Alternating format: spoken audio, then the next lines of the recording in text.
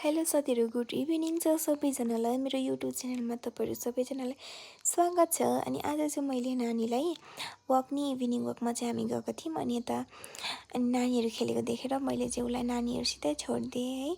अनि यता चाहिँ हाम्रो पार्क मतलब हाम्रो पल्टनभित्र नै धेरै सुविधा छ। अनि यहाँ चाहिँ हामी एक्सर्साइज गर्नेहरू पनि बनाइदिनु भएको छ है, धेरै सुविधा छ। अनि यता आन्टी एक्सर्साइज गर्नु जानुभएको छ, अनि म नि एकछिन गर्छु भनेर।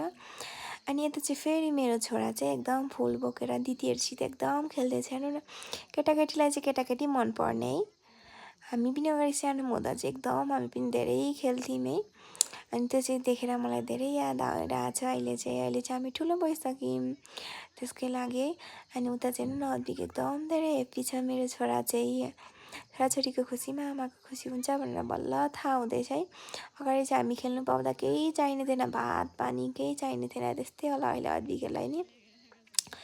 अनि यता गोलु जियाहरू पनि एकदम अद्विक जस्तो गर्दैछ त्यस्तै गर्दैछ। अद्विक चाहिँ हेर्दैछ के उसित खेल्ने साथीहरू त थिए, अहिले त दिदीहरू सबैजना जानुभयो। अनि यो भिडियो चाहिँ मेरो अस्तिको थियो, हामी पार्क गएको। अनि त्यो भिडियो नि मैले चाहिँ एड गर्दैछु। मेरो भिडियो कस्तो लाग्छ तपाईँहरूलाई प्लिज लाइक कमेन्ट सेयर गरिदिनु होला। अनि मेरो पेजलाई सब्सक्राइब पनि गरिदिनु होला ल। बाई बाई सबैजनालाई आजको लागि।